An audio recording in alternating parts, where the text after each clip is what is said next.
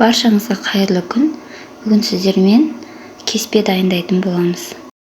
Дәл осы рецептпен жасасаңыз, өте дәмді болып шығады. Және үйде үлкен кісілер бар болса, ешбір ағзаға зияны жоқ, диеталық тағам ретінде де ұсынсаңыз болады.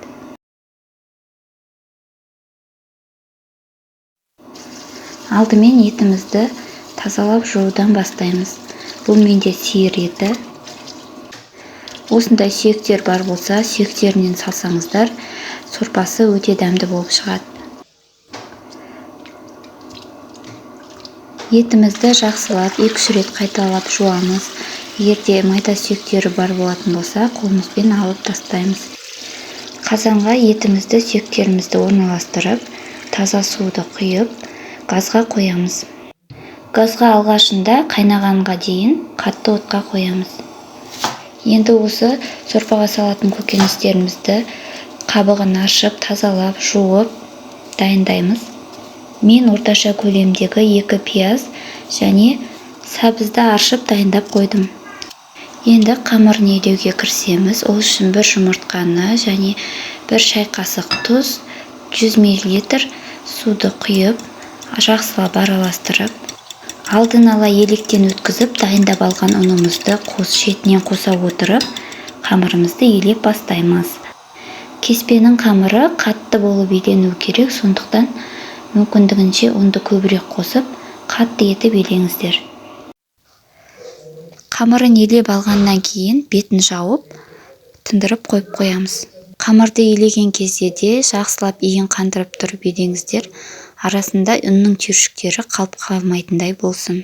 Суымыз қайнағаннан кейін міндетті түрде көбіктерін алып тастаймыз. Көбіктері толығымен шығып алып тастағаннан кейін газдың астын жай отқа қоямыз. 1 ас қасық тұз, пияз, лавровый лист, турап дайындап алған сәбізімізді саламыз. Кеспемізге керемет дәм және әдемі түс беру үшін помидор қосамыз. Сорпамызды 1 сағаттай қайнатып аламыз. Енді 1 бұрышты аламыз. Ішіндегісін тазалап, дәндерін алып тастаймыз. Жуып, тазалап, көбік етіп турап, оны да сорпаға қосып жібереміз.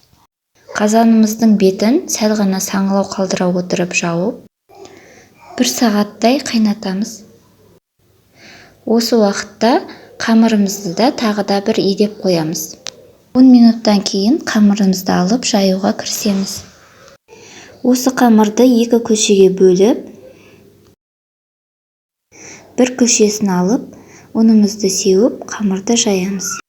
Алдымен қолымызбен басқылап, қамырды жұқартып аламыз. Қамырымыз жұқарып, дөңгелек формаға келтіріп алғаннан кейін, оқтаудың көмегімен жаюды жалғастырамыз. Оқтауға денеміздің күшін емес, тек қана қолымыздың күшін түсіреміз. Және оқтауға қамырды орап жайған кезінде тек қана шет-шеттерін ғана басып отырып жаямыз. Мен қамырды қатты етіп илегендіктен онды көп сепкен жоқпын.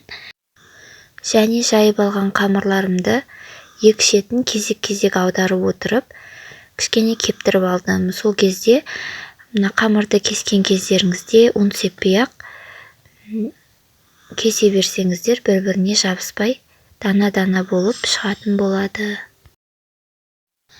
Кеспе дайын болардан 15 минут алдын картобымды аршып, турап, дайындап салып жібердім. Картопты салғаннан 10 минуттан кейін етті, пиязды және де помидорды бөліп шығарып алдым. Мен кептірілген көк шөпті қосып жібердім. Сіздер өздеріңіз қалаған дәмдеуіштерді қоссаңыз болады. Міне қамырларым жартылай кеуіп дайын тұр. Үстіне ешқандай ұн сепкен жоқпын. Оқтауға орап алдым да, ортасынан пышақтың көмегімен 2-ге бөліп, ұсақтап кеспемді кесіп алдым. Қамырды алдын ала жайып қойып, 2 шетін кептіріп алып, кесуге кеңес беремін. Сол кезде кеспелеріңіздің түсі мөлдір, тұнық болып, езілмей әдем болып шығатын болады.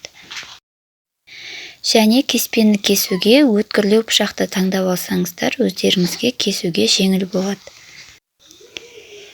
Енді дайындап алған кеспемізді қайнап тұрған сорпамызға салып, тағы да 5 минуттай пісіретін боламыз. Кеспенің жабысып қалмауын қадағалап, үнемі шанышқының көмегімен араластырып, тексеріп тұрамыз.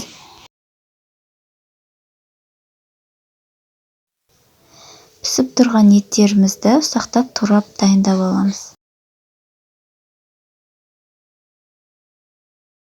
Турап алған еттерімізді қазанға салып, араластырамыз. Міне біздің кеспеміз дайын болды. Сіздерге ұнады деген ойдамын. Сіздерге іске сәт, астарыңыз дәмді болсын.